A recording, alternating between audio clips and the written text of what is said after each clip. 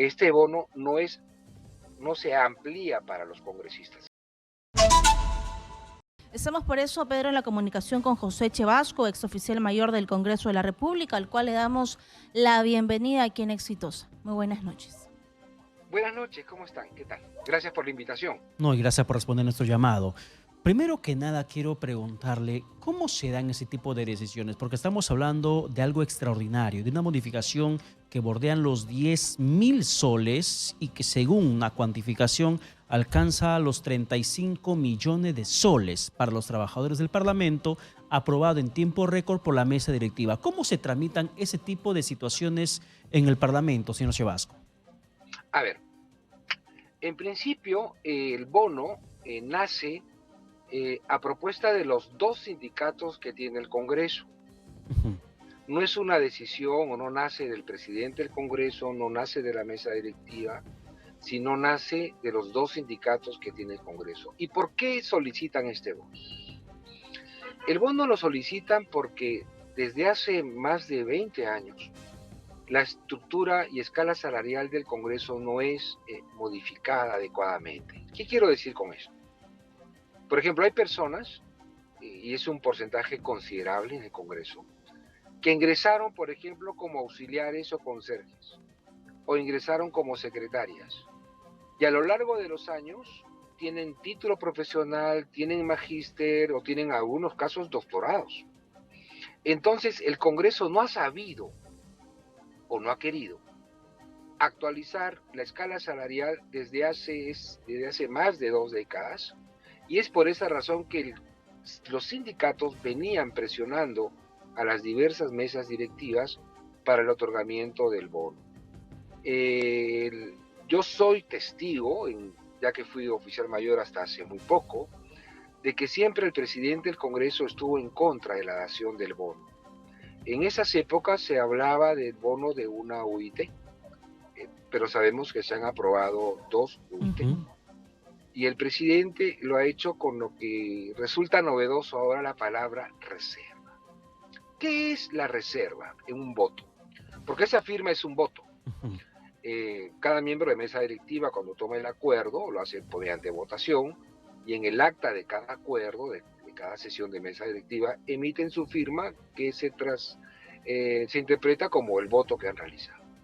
La reserva en la hermenéutica parlamentaria, sea en el aspecto de las comisiones, los informes de comisiones investigadoras o dictámenes de proyectos de ley, siempre han existido. Y el parlamentario lo que hace es votar a favor o en contra de una decisión con la palabra reserva, porque a veces la presión política merece el voto para que proceda un proyecto de ley, por ejemplo, pero yo no estoy de acuerdo con algo. Entonces, ese no estar de acuerdo con algo se traslada en la reserva, pero el reglamento del Congreso también establece que esa reserva debe ser explicada. Debe haber un documento por el cual la persona que vota con reservas pone cuáles son sus reservas para la aprobación de determinada informe. Entiendo que el presidente del Congreso ha firmado con reservas el acuerdo de mesa directiva respecto del bono. Lo que sí no conozco, y sería bueno saber, ¿no?, ¿cuál es la reserva? Que haya una nota explicativa en qué fundamenta su reserva y a la vez apoyar la dación de este bono, que entiendo también han sido solicitados por algunas bancadas del Congreso. Eso quiere decir de que así él no haya estado de acuerdo y era una decisión tomada por los sindicatos. Así él haya dicho, no es el momento, la situación es compleja en nuestro país, de forma política, económica, social, migratoria, él no podía oponerse. Él podría haberlo hecho, pero él también, entiendo, obedece a los criterios del resto de su mesa directiva. Por eso que es importante reconocer que el Congreso es un ente político. Y a veces, como nos sucede a diario, quizás en nuestra vida diaria, ¿no? Quizás alguien te presiona en la casa, en lo que sea, y tú dices, bueno, pero yo no estoy de acuerdo, pero ya, voy a dar la autorización para que se realice este evento en la casa, a pesar que estoy en contra, pero para no tener mayores problemas políticos en mi casa, yo doy la aprobación, pero que conste que yo no estuve de acuerdo, pero voy a apoyar la situación. Esa es política. ¿Sucede lo mismo en el Congreso? Sí sucede lo mismo en el Congreso. Y es por eso que yo interpreto que el señor presidente del Congreso ha optado por apoyar la decisión, pero con su reserva, para que ¿Ya? no exista quizás algún tipo de problema político al interior de su mesa directiva. Sin embargo, señor Chevasco, cuando hablamos del voto del presidente del Congreso, presidente de la mesa directiva, ¿cuánto pesa? Porque son 4 los integrantes de esa mesa. ¿Cuánto Es un pesa? voto más. Eso quiero justamente que nos explique bien. ¿Es un voto más o por ser Es un presidente voto tiene más. un voto mayor? No, es un voto más. Cada voto es independiente, o sea, son 4 personas que integran la mesa directiva y son 4 votos. O sea, él pudo haber, No es que el votado, él presidente, pudo haber votado en contra y los otros 3 integrantes de a la mesa favor, directiva a favor y se daba el bono. sí, igual. Y ahora un poco más de explicación sobre el bono, porque hay gente que quizás ha interpretado como que los parlamentarios son los que van a recibir ese presupuesto, pero No, ya hemos aclarado que es un bono una sola vez y son los trabajadores del Congreso. ¿De quién y no tiene estamos carácter hablando? pensionario. ¿De Estamos quién hablando de los estamos hablando? trabajadores del servicio parlamentario y también el bono incluye a los trabajadores de la organización parlamentaria. La organización parlamentaria está compuesta por todos los trabajadores que laboran en los despachos congresales, en las comisiones investigadoras, comisiones dictaminadoras, etcétera, ¿no? Y el servicio parlamentario está conformado por el personal permanente del Congreso. Entre ambos grupos de trabajadores estamos hablando de 3.200 trabajadores. El servicio parlamentario tiene aproximadamente 1.600 trabajadores.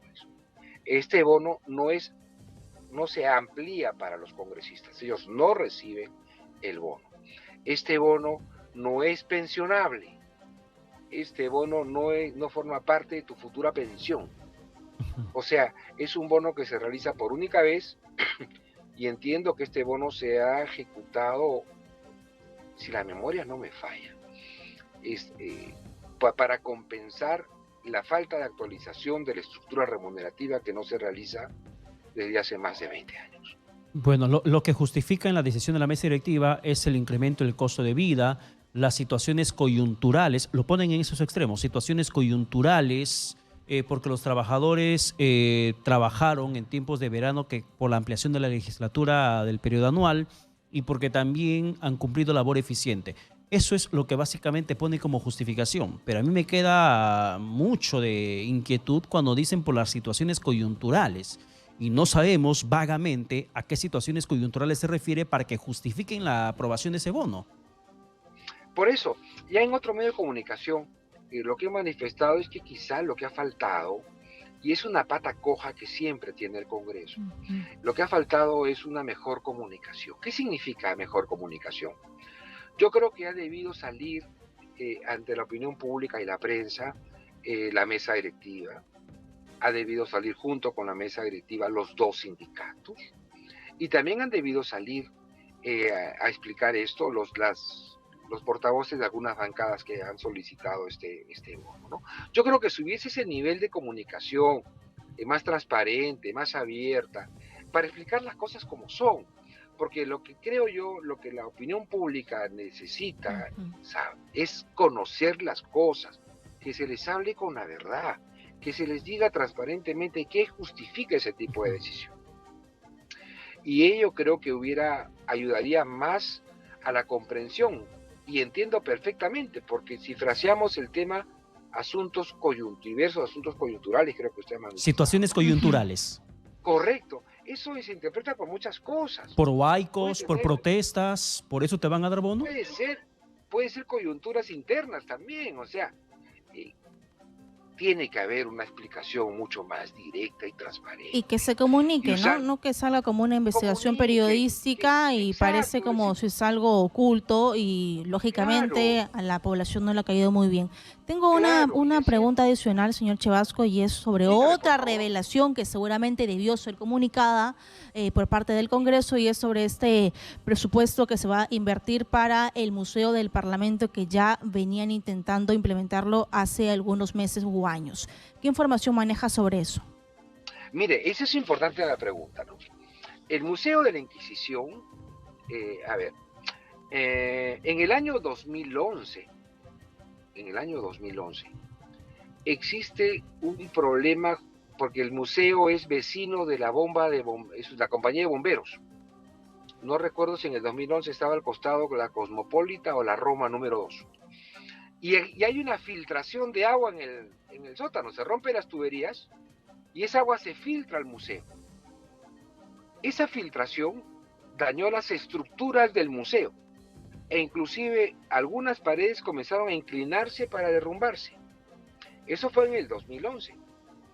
El 2016, con la presidenta Luz Salgado, es que recién se inician los trabajos para el expediente técnico de este proyecto. Es un proyecto que no solamente trata de poder arreglar las estructuras del Museo de la Inquisición, donde valga la información también siguiente, es donde funcionó el Senado de la República por más de 100 años. Entonces, con la señora Salgado se inicia el expediente técnico, pero ninguna mesa directiva quiso hacerse cargo de este proyecto. Porque no solamente son las obras civiles, también hay un tema museográfico. ¿Por qué? Porque en el Museo de la Santa Inquisición también funcionaba el Museo del Congreso. Es decir, este museo que es patrimonio cultural del Perú y de la humanidad, corre el peligro de derrumbarse. Y ahí sí habrían graves responsabilidades de los funcionarios de turno de no solucionar este problema tan grave de un referente histórico peruano y que se caiga por los suelos. Pero aquí lo que está fallando en todo caso, señor Chevasco, es el tema de comunicación. Porque cada decisión que tome el Congreso ante la opinión pública huele mal. Sea para que refaccione el museo, sea para un tema de bonos, sea para un tema de cambio de alfombra, para cualquier obra, un policlínico, mejorar el policlínico, el estacionamiento del Congreso, todo huele mal si no existe la explicación y justificación pertinente. Y sale como una investigación periodística, peor todavía. Totalmente de acuerdo. El Congreso tiene que salir a explicar las cosas como son.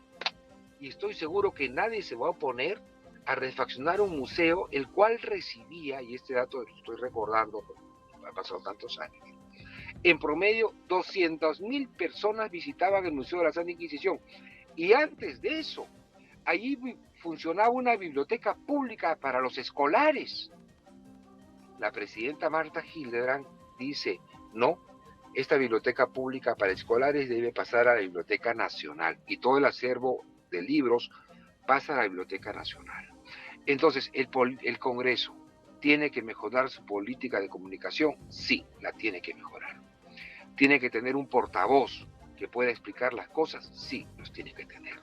Tiene que adelantarse y darle al Congreso la noticia antes de que sea visto en forma negativa, sí, lo tiene que hacer. Y creo yo que debe haber una estrategia eficaz para comunicar las cosas. Yo creo que la población no se va a oponer a que podamos refaccionar el propio Palacio Legislativo, que también es otra entidad histórica en el país, el museo, porque al final las personas van a pasar y las siguientes generaciones, los niños de hoy que serán mañana parlamentarios y grandes políticos, deben tener su acervo histórico y esa es responsabilidad del Congreso. Yo creo que castiguen al Congreso si es que no se preocupa por su arquitectura.